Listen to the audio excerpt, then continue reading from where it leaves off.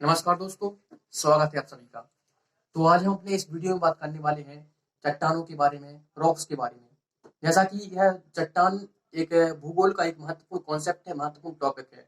तो सबसे पहले जानते हैं चट्टानें क्या हैं, परंतु उसको जानने से पहले हमें यह जानना होगा कि खनिज क्या है, क्योंकि खनिज और चट्टान दो ऐसे तत्व हैं, ऐसे शब्द हैं जो एक दूसरे के समानार्थी पाए जाते हैं, एक दूसरे से समरूप होते हैं, क्योंकि इनमें भिन्नता करना, इसमें विभेद करना बहुत आवश्यक है, बहुत जरूरी है। तो चट्टान, यदि हम चट्टान की बात करें, जो चट्टान होती है वह विभिन्न प्रकार के तत्वों का मिश्रण होती है। यानी एक प्रकार से विभिन्न प्रकार के तत्व यदि भिन्न भिन्न मात्रा में, इसका कोई निश्चित अनुपात नहीं होता है, तो उससे चट्टान मिलकर बनती होती है। परंतु जो खनिज होते हैं, तो खनिज में एक निश्चित तत्व होता है, निश्चित उसकी प्रॉपर्टी होती है, और वह एक ही तत्व से मिलकर बनी होती है। तो मान के चलिए जैसे सोना है, जैसे लोहा है, तो वह एक प्रकार के तत्व से मिलकर बना होता है। उसकी जो प्रॉपर्टी होती है, जो उसके गुण होते हैं, उसमें क्या निश्चितता पाई जाती है। परंतु चट्टानें होती हैं वह विभिन्न प्रकार के तत्वों का सम्मिश्रण होती हैं। उनका क्या होती है, उनका मिलाव होती है, उसमें किसी प्रकार की निश्चितता का अभाव होता है। तो यह रही चट्टान और खनिज के बीच में अंतर की बात। अब हम बात करते हैं चट्टानें आखिर कौन कौन, मतलब किन तत्वों से मिलकर चट्टानें बनती हैं। तो हम आपको बता दें कि पृथ्वी का जो क्रस्ट है, तो क्रस्ट जो प्रमुख रूप से चट्टान है, तो पृथ्वी के क्रस्ट में जितनी भी चट्टानें पाई जाती हैं वह प्रमुख रूप से जो छह तत्व हैं उनसे मिलकर बनी होती हैं। यदि इन छह तत्वों की बात करें, तो सबसे पहला तत्व है वह है फेल्सपार। ठीक, तो फेल्सपार यानी जो प्रमुख रूप से मिनरल्स हैं, जो प्रमुख रूप से खनिज हैं। तो यहाँ पर एक बात और स्पष्ट कर देना चाहता हूँ कि जो चट्टानें हैं वह कुल मिलाकर छह मिनरल्स से, छह खनिजों से मिलकर बनी होती है, छह तत्वों से मिलकर बनी होती है। उसमें सबसे पहला होता है फेल्सपार। फेल्सपार, तो फेल्सपार क्या है? फेल्सपार जो कि एक पिंक कलर का एक धातु होती है, खनिज होता है, उसे हम फेल्सपार कहते हैं। तो पृथ्वी के क्रस्ट में जितनी भी चट्टानें पाई जाती हैं, यानी पृथ्वी की भूपर पट्टी में, पृथ्वी के धरातल पर जो भी चट्टानें पाई जाती हैं, उसमें फेल्सपार सबसे अधिक मात्रा में पाया जाता है। इसके अलावा दूसरा तत्व होता है, उसे हम कहते हैं क्वार्टजाइट। क्वार्टजाइट आपने देखा होगा, व्हाइट रंग का होता है। इसका प्रयोग रेडियो और इसके अलावा रडार इत्यादि प्रणाली में किया जाता है। तो क्वार्टजाइट भी प्रमुख तत्व है, जिससे पृथ्वी की लगभग 20% चट्टानें मिलकर बनी, 20% चट्टानों में इसका योगदान होता है। तो फेल्सपार का योगदान करीब 30 से 35% चट्टानों में होता है। इसके अलावा क्वार्टजाइट का योगदान, जो कि सफेद रंग का होता है, इसका प्रयोग रेडियो रडार के क्षेत्रों में, रेडियो रडार बनाने में किया जाता है। तो यह करीब 20% भूभाग पर, 20% चट्टानों में इसका मिश्रण पाया जाता है। इसके अलावा यदि हम तीसरे तत्व की बात करें, तो है माइका। तो माइका है, उसका प्रयोग इलेक्ट्रिसिटी के विभिन्न जो उपकरण बनाए जाते हैं, जो इलेक्ट्रिक वायर बनाए जाते हैं, उसमें माइका का प्रयोग किया जाता है। तो यह माइका भी 5 से 6% पृथ्वी की जो चट्टानें पाई जाती हैं उसमें पाया जाता है। इसके अलावा एक खनिज होता है ओलबीन। तो ओलबीन जो कि हरे रंग का होता है, इसका प्रयोग हम ज्वेलरी बनाने के, ज्वेलरी जब जो सौंदर्य प्रसाधन प्रसाधन सामग्री होती है, उसमें इसका प्रयोग ओलबीन का प्रयोग होता है। तो यह भी प्रमुख रूप से खनिजों में पाया जाता है, यह प्रमुख रूप से चट्टानों में पाया जाता है। इसके अलावा पायरेक्सिन भी एक तत्व होता है, पायरेक्सिन पाया जाता है। इसके अलावा एम्फीबोल। तो इस प्रकार से ये छह खनिज मिलकर संपूर्ण पृष्ठ का लगभग 80 से 85% भाग का हिस्सा होते हैं। ठीक, इसके अलावा हम बात करें, यदि पृथ्वी का जो क्रस्ट है, तो क्रस्ट प्रमुख रूप से, क्रस्ट में जिन तत्वों की अधिकता पाई जाती है उसमें ऑक्सीजन, जो यदि पृथ्वी के क्रस्ट की बात करें, वायुमंडल की बात अलग है कि वायुमंडल में हम जानते हैं कि जो हमारा गैसेस का अनुपात है, उसमें जो हमारे हिसाब से नाइट्रोजन गैस का निश्चित अनुपात है, कार्बन डाइऑक्साइड 0.03% पाई जाती है, ऑक्सीजन 21% पाई जाती है, नाइट्रोजन भी 78% पाई जाती है। तो इस पर जो यह जो अनुपात है वह वायुमंडल की बात कर रहे हैं हम। यह वायुमंडलीय अनुपात है कि वहां पर 0.03% कार्बन डाइऑक्साइड पाई जाएगी। इसके अलावा ऑक्सीजन 21% के आसपास, जो नाइट्रोजन है वो 78% के आसपास पाई जाएगी। तो यह वायुमंडलीय अनुपात है। परंतु यदि हम पृथ्वी की जो क्रस्ट है, जो चट्टान है, जो क्रस्ट या भूपटपट्टी है, जो ऊपरी भाग है, तो वह ऊपरी भाग में करीब ऑक्सीजन 45 से 46% ऑक्सीजन पाई जाती है, ऑक्सीजन से मिलकर बना होता है। यदि दूसरे तत्व की बात करें, सिलिका, तो सिलिका भी लगभग 25 से 27% के बीच में सिलिका पाई जाती है। इसके अलावा एल्यूमिनियम की बात करें, तो एल्यूमिनियम भी 15% पाया जाता है। और आयरन की बात करें, लोहे की बात करें, तो वह 7% के आसपास पाया जाता है। तो इस प्रकार से यदि हम ऑक्सीजन यानी 47%, और इसके अलावा जो हमने दूसरे तत्व की बात की, सिलिका सिलिका तो सिलिका जो कि 27%, तो इस मिलाकर 75%, और इसके साथ और जो हमारा अपने एल्यूमिनियम की बात की तो इस पर 75 और 15 यानी 90, और इसके अलावा आयरन आयरन 5%। तो इस प्रकार से करीब 92 से 93% इन्हीं चार तत्वों से मिलकर हमारा पृथ्वी का जो कष्ट है, जो ऊपर पट्टी है, वह मिलकर बनी हुई है। ठीक। इसके अलावा कुछ अन्य तत्व पाए जाते हैं जैसे कैल्शियम, सोडियम, पोटेशियम, मैग्नीशियम इत्यादि तत्व भी पाए जाते हैं, परंतु प्रमुख रूप से ऑक्सीजन, सिलिकॉन, एल्यूमिनियम और आयरन प्रमुख रूप से पृथ्वी के क्रस्ट में, पृथ्वी की भूमध्य पट्टी पर पाए जाते हैं। तो इस प्रकार से हमने बात की कौन कौन से तत्वों से मिलकर हमारी पृथ्वी की क्रस्ट बनी हुई है, पृथ्वी की धरातल बना हुआ है। तो धरातल जिस तत्व से मिलकर बना हुआ है वह चट्टानी, हमारा धरातल कैसा है, चट्टानी है। चट्टान विभिन्न प्रकार के क्षेत्रों में भिन्न भिन्न प्रकार की चट्टान पाई जाती है। जैसे मान के चलिए आपके खेत में मिट्टी है, तो मिट्टी भी एक प्रकार का चट्टान का ही रूप है, यानी चट्टान से मिलकर ही मिट्टी बनी हुई है। तो पृथ्वी की जितनी भी मतलब क्षेत्र है, सभी क्षेत्रों में चट्टान पाई जाती है। चट्टान सबसे पहले बता दें, चट्टान 3 प्रकार की होती है। जो सबसे पहले होती है वैसे हम कहते हैं आग्नेय चट्टान, दूसरी होती है अवसादी चट्टान, और तीसरी होती है कायांतर चट्टान। आग्नेय चट्टान यानी इग्नीस चट्टान। तो पृथ्वी पर लगभग इग्नियस चट्टान की बात करें तो 70 से 75% क्षेत्र में जो इग्नियस यानी जो जो हमारी सबसे पहले आग्नेय चट्टान है वह 70 से 75% क्षेत्र में पाई जाती है। इसके अलावा बात करें अवसादी चट्टान पाई जाती है, उसके बाद कांस्य चट्टान पाई जाती है। ठीक। यदि अवसादी चट्टान की हम प्रॉपर्टी की बात करें, किस प्रकार से इसका निर्माण होता है, तो जैसा कि हम जानते हैं कि ज्वालामुखी जब हमारी पृथ्वी बन रही थी, तो पृथ्वी के बनने के समय में क्या हुआ था, विभिन्न हमारी पृथ्वी का चूंकि एक जो बिग बैंग थ्योरी के माध्यम से हम पृथ्वी की उत्पत्ति को देखते हैं, और उसको हम अगले वीडियो में, आने वाले वीडियो में देखेंगे। यह हमारा उसका टॉपिक नहीं है, आज हम चट्टान के विषय में चर्चा कर रहे हैं। तो परंतु समझ लेते हैं फिर भी कि जो हमारी चट्टानें पाई जाती है, तो जब हम देखते हैं कि पृथ्वी का निर्माण हुआ है संकुचन के कारण, यानी पृथ्वी एक गर्म मतलब एक नेबुला के रूप में विद्यमान थी प्राचीन समय में। ठीक। तो जब उसका निर्माण हुआ था वह गर्म अवस्था में थी। ठीक। तो इसके कारण वह घूर्णन करते करते क्या हो गई, संकुचित हो गई थी, और संकुचित होने के परिणाम स्वरूप क्या हुआ, पृथ्वी के जो आंतरिक भाग से क्या हुआ, धीरे धीरे क्या ज्वालामुखी क्रियाएं संपन्न हुई, और ज्वालामुखी क्रियाओं के परिणाम स्वरूप इतनी बड़ी संख्या, इतनी विशाल संख्या में क्या निकला था, लावा निकला था। तो जो ज्वालामुखी के माध्यम से जो लावा निकलता है उससे क्या निर्माण होता है, आग्नेय चट्टान का निर्माण होता है। सबसे पहले हमारी पृथ्वी पर जो चट्टान निर्माण हुआ था वह आग्नेय चट्टान के रूप में निर्मित हुई थी। तो इसलिए सबसे पृथ्वी पर सबसे अधिक मात्रा में आग्नेय चट्टानें पाई जाती हैं, और सबसे पुरानी चट्टानें भी यदि जो पाई जाती हैं वह आग्नेय चट्टानें ही हैं। क्योंकि आग्नेय चट्टानें होती हैं वह क्या होती हैं, आग्नेय चट्टान जैसे ढक्कन के पठार, महाराष्ट्र राज्य में आप देखेंगे कि ढक्कन का पठार है। तो ढक्कन के पठार किससे मिलकर बना हुआ है, वह ढक्कन का पठार का निर्माण पृथ्वी के आंतरिक भाग में जो ज्वालामुखी की जो आंतरिक भाग से ज्वालामुखी क्रिया, जो ज्वालामुखी की जो मैग्मा था, जब वह बाहरी भाग में लावा के रूप में जो महाराष्ट्र के क्षेत्र में, संपूर्ण क्षेत्र में फैल गया था, वह उससे क्या हुआ था, ढक्कन के पठार का निर्माण हुआ था। तो इस प्रकार से हम देखते हैं कि आग्नेय चट्टान क्या होती है, बेसाल्टिक होती है। वह क्या होती है, वह बहुत ही भारी होती है, कठोर होती है, जटिल होती है। तो जब यह चट्टानें क्या करती हैं, टूटती है, आग्नेय चट्टान जब टूटती है तो उसके पश्चात क्या होता है, आग्नेय चट्टानों के टूटने से जो हमारी काली मृदा का निर्माण होता है, काली मिट्टी का निर्माण होता है।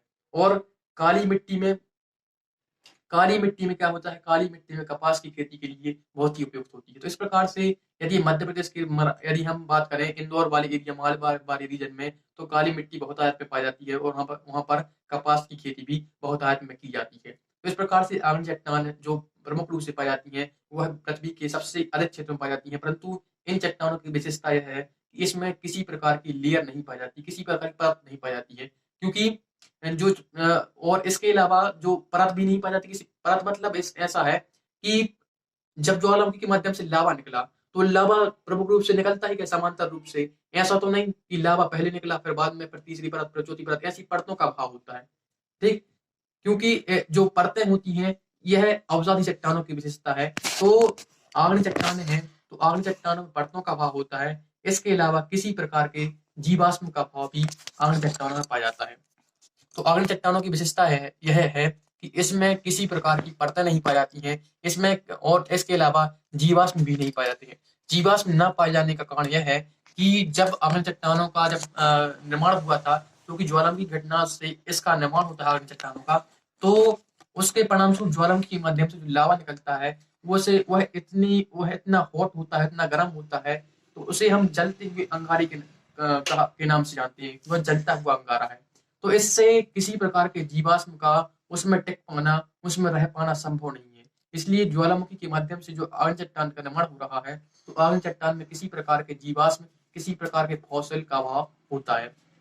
इसी प्रकार से यदि हम बात करें कि आग चट्टान जैसे कि फॉसिल की बात की, इसका एक और कारण है कि जीवाश्म न पाए जाने का एक दूसरा कारण भी हो सकता है कि यह जो मतलब जब यह जो आग चट्टान का निर्माण हो रहा था, जब पृथ्वी के आंतरिक भाग से बहुत बड़ी संख्या में ज्वालामुखी विस्फोटन की क्रिया हो रही थी, तो उस समय क्या था, उस समय मतलब जीव जंतुओं का विकास पृथ्वी पर नहीं हो पाया था। ठीक, तो यह जब बात है प्री कैम्ब्रियन युग की बात है, जब पृथ्वी के जो विभिन्न भाग में ज्वालामुखी घटनाएं क्या हो रही थी, बहुत ही विस्तृत मात्रा में हो रही थी। तो यह पृथ्वी के, यदि आप जियोलॉजिकल टाइम स्केल में देखेंगे, यदि आपको अनुभव होगा, तो यह प्री कैम्ब्रियन युग की बात है कि जब पृथ्वी पर बहुत विशाल मात्रा में, बहुत अधिक मात्रा में ज्वालामुखी घटनाएं हो रही थी, तो वह प्री कैम्ब्रियन युग की बात है। और उस समय पे हम जानते हैं कि किसी प्रकार के जीव जंतु का निवास पृथ्वी पर आश्रय उस समय पर नहीं था, उस समय पर किसी प्रकार का डेवलपमेंट नहीं हो पाया था। तो इसलिए भी इन चट्टानों में, आग्नेय चट्टानों में किसी प्रकार के फॉसिल फ्यूल, जीवाश्म का अभाव पाया जाता है। ठीक, तो यह तो हमने बात की आग्नेय चट्टानों की। तो आग्नेय चट्टान की उदाहरण की यदि हम बात करें, तो आग्नेय चट्टान को उदाहरण हमने जैसा कि बताया ही है, तो जो ढक्कन का पठार है, तो ढक्कन का पठार जो कि महाराष्ट्र राज्य में है, तो वह ज्वालामुखी क्रिया का एक प्रमुख उदाहरण है। ठीक, इसके अलावा जो हम देखते हैं कि विभिन्न प्रकार से जो ज्वालामुखी पर्वतों का निर्माण होता है, जिन क्षेत्रों में, जिन पर्वतों पर ज्वालामुखी क्रियाएं होती हैं, तो समुद्री क्षेत्रों में भी ज्वालामुखी क्रियाएं होती हैं। समुद्र के आंतरिक भागों में जो कटक निर्माण होता है, आपने देखा होगा अटलांटिक महासागर को बीचों बीच कटक पाया जाता है, तो कटक का निर्माण भी ज्वालामुखी प्रक्रिया के परिणाम स्वरूप हुआ है, यानी आग्नेय चट्टान के परिणाम स्वरूप ही हुआ है। ठीक, तो यहाँ पर हमने बात की किस प्रकार से आग्नेय चट्टानों के विषय में चर्चा की। अब हम बात करते हैं अवसादी चट्टानों के बारे में। तो अवसादी चट्टानें क्या है, किस प्रकार से इनका निर्माण होता है। तो जिन क्षेत्रों में आग्नेय चट्टानें पाई जाती हैं, यानी आग्नेय चट्टानें क्या होती हैं, आग्नेय चट्टानें क्या होती है, मजबूत होती है, कठोर होती है। परंतु अवसादी चट्टानों की जो विशेषता होती है, इन अवसादी चट्टानों में क्या हो जाती है, एक प्रकार से इनका निर्माण परत दर परत होता है। अवसादी चट्टानों के निर्माण की प्रक्रिया होती है। यदि हम बात करें कि अवसादी चट्टानों का निर्माण होता है, वह किससे होता है, तो वह आग्नेय चट्टान से ही अवसादी चट्टान का निर्माण होता है।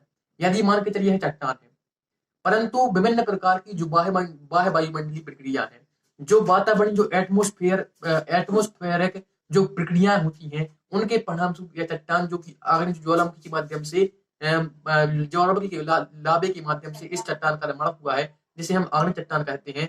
परंतु जब आग्नेय चट्टान पर सूर्य का प्रकाश पड़ता है, जब उस पर जल का प्रभाव होता है, जब उस पर वायु का प्रभाव होता है, तो इससे क्या होता है, दो प्रकार की प्रक्रियाएं इस पर संपन्न होती है। दो प्रकार की प्रक्रिया कौन कौन सी हैं, पहली होती है अपक्षय और दूसरी होती है अपर्दन। पहली अपक्षय और दूसरी अपर्दन। अपक्षय को हम अंग्रेजी में वेदरिंग कहते हैं और अपर्दन यानी इरोजन। अपक्षय क्या है, तो अपक्षय जो कि अपक्षय की प्रक्रिया जब होती है, संपन्न होती है, तो उससे क्या होता है, अपक्षय का मतलब है जैसे लोहे में जंग लगना। तो लोहे में जंग लगने के परिणाम स्वरूप क्या हो जाता है, लोहा बहुत ही क्या हो जाता है, कमजोर हो जाता है। वह उसकी जो इतनी विशाल जो लोहे से चट्टान बनी हुई थी, वह क्या हो जाती है, बहुत ही दुर्बल हो जाती है, और वह अपने स्थान पर क्या हो जाती है, एक प्रकार से नष्ट हो जाती है, कमजोर हो जाती है। परंतु जब विभिन्न प्रकार की, जैसे इसी प्रकार की प्रक्रिया चट्टानों में होती है, जब कोई चट्टान होती है, तो चट्टान में क्या होता है, विभिन्न प्रकार से सूर्य का प्रकाश, इसके अलावा जो विभिन्न प्रकार की भूकंपीय क्रियाएं, या फिर यदि हम बात करें तो नदियों का जल का जो वर्षा का जल है, उसके चट्टानों से कमजोर कमजोर कर देना। ठीक, तो इससे क्या होता है, चट्टान जो अभी तक बहुत ही मजबूत चट्टान हुआ करती थी, आग्नेय चट्टान हुआ करती थी, जो जिसका निर्माण ज्वालामुखी के माध्यम से हुआ था, अब वह चट्टान क्या हो जाती है, अपक्षित हो जाती है, वह अपने स्थान पर बहुत ही कमजोर हो जाती है। ठीक, तो इसके जो यह अपक्षय की प्रक्रिया है, यानी अपने स्थान पर एक स्थिर तरीके से चट्टान का अपने स्थान पर कमजोर होना ना अपक्षय कहलाता है। ठीक, और अपक्षय की जब प्रक्रिया संपन्न हो जाती है, उसके बाद नदियां आती हैं। यदि मान के चलिए चट्टान है, या हिमालयी क्षेत्रों में चट्टान है, और नदियां यहाँ से गंगा नदी क्या कर रही है, यहाँ से निकल रही है, तो यह चट्टान जो कि कमजोर हो चुकी है, इसलिए चट्टान को यह टूट चुकी है, टुकड़ों में टूट चुकी है, इस चट्टान को बहाकर ले जाएगी और बंगाल की खाड़ी में विसर्जित कर देगी। परंतु सभी चट्टानों को नहीं ले जाती है। वही चट्टानों को गंगा नदी विसर्जित कर सकती है, उसी चट्टान को वह अपरदित कर सकती है जिन चट्टानों को अपक्षय हो चुका है। तो यदि इस चट्टान का अपक्षय हो चुका है, यह टूट चुकी है, तो इस चट्टान के अपक्षय होने के परिणाम स्वरूप यह जो चट्टान है, यह जो नदी है, नदी इस क्षेत्र को इस चट्टान को यहाँ से लाकर उत्तराखंड के, जहां से उत्तराखंड गंगा नदी निकलती है, वहां से लाकर इसको क्या करेगी, गंगा के क्षेत्रों में, गंगा के तराई के क्षेत्रों में क्या कर देगी, गंगा नदी के जहां पर उसका ढलान मतलब एरिया ढलान कम हो जाएगा, वहां पर उसको विसर्जित कर देगी। तो इससे क्या होता है, एक उपजाऊ प्रकार की मिट्टी का निर्माण होता है। जब ऊपरी क्षेत्रों से क्या आता है, वह प्रकार के मलबा जब वह नदियों के माध्यम से बहाकर लाया जाता है, चट्टाने बहाकर लाई जाती है टुकड़ों के रूप में, तो इससे बहुत ही उपजाऊ प्रकार की मिट्टी का निर्माण होता है। और तो हम देखते हैं कि जो गंगा का सघन मैदान है, वह इसी अवसादी चट्टानों का ही परिणाम है। ठीक, अवसादी चट्टानों के टुकड़े होते हैं, वह बंगाल की खाड़ी में क्या कर देते हैं, बहाकर स्थिर कर दिए जाते हैं, स्थिर कर दिए जाते हैं। जैसे आपने देखा हुआ है कि हम चित्र के माध्यम से इसको समझ लें, यदि चित्र के माध्यम से इसको और अच्छी तरीके, स्पष्ट तरीके से समझा जा सकता है कि मान के चलिए यहाँ से इस क्षेत्र, यहाँ पर एक हिमालय, यहाँ से यहाँ यह हिमालय पर्वत है। ठीक, तो हिमालय पर्वत से यह गंगा नदी आ रही है, तो ठीक है, यह बंगाल की खाड़ी है। यह यदि यह मान लें तो यह बंगाल की खाड़ी है, यह हिमालय पर्वत है और बंगाल की खाड़ी है। ठीक, तो यहाँ से जब नदी आएगी तो नदी क्या लाएगी, अपने साथ में पानी के साथ में अपने अवसाद बहाकर लाएगी, और अवसाद बहाकर जब नदी लाएगी तो यहाँ पर क्या कर देगी, यहाँ पर स्थानांतरित कर देगी, और पुनः जब अवसाद बहाकर लाएगी तो फिर से स्थानांतरित कर देगी। यानी यह सागर की तलहटी में जो अवसाद है वह क्या हो जाएगा, स्थानांतरित हो जाएगा। उसके ऊपर क्या होता जाएगा, एक प्रकार का सेडिमेंट होता जाएगा, अवसाद का क्या बनता जाएगा, एक चट्टान। जब इस अवसाद का क्या हो जाएगा, एक प्रकार से स्थिरीकरण हो जाएगा। जब यह चट्टान हजारों वर्षों तक विभिन्न प्रकार की गतियों का इस पर प्रभाव होगा, तो यह जो अवसाद था अब वह एक दूसरे से जुड़ चुका होगा, एक जो चट्टान के टुकड़े थे अब वह एक दूसरे से जुड़ चुके होंगे, तो इसी को हम अवसादी चट्टान कहते हैं। ठीक, तो अवसादी चट्टान का निर्माण आग्नेय चट्टान से परिणाम स्वरूप टूटने के परिणाम स्वरूप ही होता है। यानी जब ज्वालामुखी के माध्यम से जो आग्नेय चट्टान है वह जब टूट जाती है, उससे अवसादी चट्टान का निर्माण होता है। आप देखते होंगे अवसादी चट्टानों में क्या पाया जाता है, अवसादी चट्टानों की विशेषता होती है कि इसमें विभिन्न प्रकार के जो हमारे जो विभिन्न प्रकार के अ, जो ईंधन पाए जाते हैं, यानी पेट्रोल, डीजल, इसके अलावा विभिन्न प्रकार की गैसें, सभी इसी अवसादी चट्टानों में पाए जाते हैं। क्योंकि इस अवसादी चट्टानों में क्या होता है, यदि मान के चलिए बंगाल की खाड़ी है, ठीक, बंगाल की खाड़ी है, तो यहाँ पर गंगा नदी है, यहाँ पर जो अवसाद अपने साथ बहा कर लाती है, इसके साथ साथ जो मृत जो पशु पक्षी होते हैं, पशु होते हैं, उनकी हड्डियां मिलाती हैं, पेड़ पौधे यदि यहाँ पर होंगे तो पेड़ पौधे की जो बचा हुआ हिस्सा है उसको भी यहाँ पर लाएगी, तो इसके परिणाम स्वरूप यह दबता जाता है। यहाँ पर जब दब जाएगा तो यह इस पर क्या होगा, एक प्रकार का दबाव पड़ेगा, और दबाव पड़ने के परिणाम स्वरूप ही क्या होता है, जब अधिक दबाव होता है तो उससे डीजल का निर्माण होता है, जब उस पर और अधिक दबाव होता है तो पेट्रोल का निर्माण होता है, जब इस पर बहुत ही अधिक दबाव होता जाता है, इस पर अवसाद भरता जाता है, तो इससे क्या होता है, गैस का निर्माण होता है। तो इस प्रकार से जो अवसादी चट्टानों में ही हम विभिन्न प्रकार के मिनरल्स, विभिन्न प्रकार के जो खनिज होते हैं, वह जो हमारे जो ईंधन होते हैं, ऊर्जा के प्रमुख स्रोत होते हैं, तो वह इन्हीं अवसादी चट्टानों में पाए जाते हैं। तो अवसादी चट्टानों के निर्माण की भी हम प्रक्रिया की हमने जैसा कि चर्चा की, तो अवसादी चट्टानों की निर्माण होता है वह जो आग्नेय चट्टान है, तो आग्नेय चट्टानों के टूटने के परिणाम स्वरूप, आग्नेय चट्टानों के कमजोर होने के परिणाम स्वरूप जब उसको विभिन्न अपरदनकारी प्रक्रियाओं के माध्यम से बहा कर लाया जाता है, तो उससे विभिन्न प्रकार की अवसादी चट्टानों का निर्माण होता है। यदि हम मान कर चले आग्नेय चट्टान है, जिसकी हमने पहले बात की, जिसका निर्माण ज्वालामुखी से होता है, आग्नेय चट्टान का, तो आग्नेय चट्टान यदि ढक्कन के क्षेत्र में जो आग्नेय चट्टान का निर्माण करीब हजारों वर्षों पहले की बात है, जब वहां पर लावा का स्त्राव दक्कन के महाराष्ट्र के क्षेत्र में हो रहा था, तो उससे आग्नेय चट्टान का निर्माण हो गया था। परंतु उस पर जब हजारों वर्ष जल वायु जो बाहरी तापमान है, मतलब ग्लेशियर के क्षेत्रों में ग्लेशियर की प्रक्रिया हुई, उसके अलावा तो इन प्रक्रियाओं के परिणाम से, बाह्य बलों के परिणाम से क्या हुआ, वह जो आग्नेय चट्टान थी जिसका निर्माण ज्वालामुखी से हुआ था, अब वह क्या हो गई, टूट गई, उसका अपक्षय हो गया, उसका अपरदन हो गया, जिसके परिणाम क्या हुआ, वह चट्टान अब आज के यदि हम दौर में माने तो उस पर क्या होता है, कपास की बहुत ही उपजाऊ खेती होती है, क्योंकि उस चट्टान को टूटकर क्या हुआ है, उस चट्टान से टूटकर काली मिट्टी का निर्माण हुआ है। तो आग्नेय चट्टान से टूटकर जो काली मिट्टी का निर्माण होता है वह इस अवसाद का ही उदाहरण है, इस अवसादी चट्टान का ही उदाहरण है। ठीक, इसके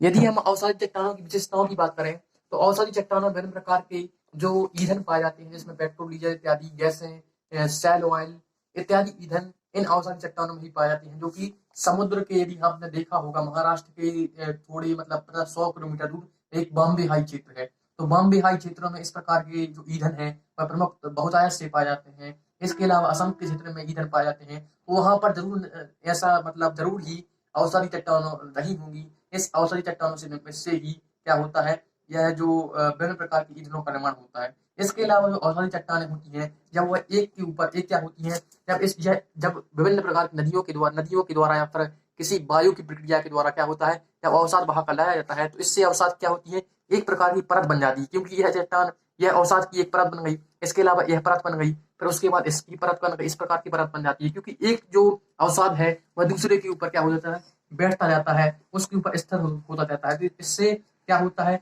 अवसादी चट्टानों में एक प्रकार की लेयर पाई जाती है, परतें पाई जाती है। ठीक, तो यह रही अवसादी चट्टानों की बात। यदि हम अवसादी चट्टानों के लिए हम व्यवहारिक उदाहरण की बात करें, तो आपने देखा होगा, जितने भी फोल्डेड माउंटेन पाए जाते हैं, जितने भी विश्व में, चाहे हम रॉकीज माउंटेन की बात करें जो कि उत्तरी अमेरिका महाद्वीप में है, यदि हम एंडीज माउंटेन की बात करें जो कि दक्षिणी अमेरिका महाद्वीप में है, एटलस यदि हम पर्वत की बात करें जो कि हमारा अफ्रीका महाद्वीप में है, अफ्रीका महाद्वीप के उत्तरी पश्चिमी क्षेत्र में जो एटलस एटलस महाद्वीप है, एटलस पर्वत है उसका, वह भी। इसके अलावा हिमालय पर्वत, यह सभी पर्वत क्या है, अवसादी चट्टानों के ही उदाहरण है, यानी का निर्माण अवसादीकरण के परिणाम स्वरूप ही हुआ है। कैसे हुआ है, तो इसको समझने के लिए यदि आप हिमालय पर्वत के निर्माण की प्रक्रिया को हम अलग वीडियो में पढ़ेंगे, परंतु यहाँ पर हम चट्टानों की बात कर रहे हैं, तो अवसादी चट्टानों के परिणाम स्वरूप ही क्या हुआ है, हिमालय पर्वत का निर्माण हुआ है, एटलस पर्वत का निर्माण हुआ है, रॉकी पर्वत का निर्माण हुआ है। इसके अलावा क्या हुआ है, इसके अलावा जो हमारा एंडीज पर्वत है उसका निर्माण भी इस अवसादी चट्टानों के परिणाम स्वरूप हुआ है। क्योंकि यदि मान के चलिए, यदि हिमालय की उत्पत्ति के विषय में आपने पढ़ा होगा, तो आपने देखा होगा कि यहाँ पर यदि हिमालय की उत्पत्ति को समझे, तो यदि यह जो क्षेत्र है, तो यह यूरेशियाई का क्षेत्र था। प्राचीन समय में जब हिमालय की उत्पत्ति हो रही थी, तो यह यूरेशियाई का क्षेत्र था। यूरेशिया यानी यहाँ पर तिब्बत है, यहाँ पर चीन है, यहाँ पर रूस है। तो यूरेशियाई प्लेट है, इसका भाग चीन, रूस, तिब्बत, इस सभी इसका भाग है। इसके अलावा जो भारत का क्षेत्र था वह प्राचीन समय में अफ्रीका महाद्वीप से जुड़ा हुआ था। तो अफ्रीका महाद्वीप से टूटकर जब जो भारत का जो प्रायद्वीपीय भाग था, जब वह उत्तर की दिशा में, उत्तर पश्चिम की दिशा में गति कर रहा था, उत्तर की ओर गति कर रहा था, उत्तर पश्चिम की दिशा में, तो इसके गति करने के परिणाम स्वरूप क्या हुआ, यह ऊपर की ओर गति कर रहा था। परंतु हजारों वर्षों तक यह नदियां, विभिन्न प्रकार की यूरेशियाई क्षेत्र से नदियां इस क्षेत्र में क्या कर रही थी, यहाँ पर चूंकि हम बात करें, टेथिस सागर विद्यमान था। पहले प्राचीन समय में यहाँ पर टेथिस सागर विद्यमान था।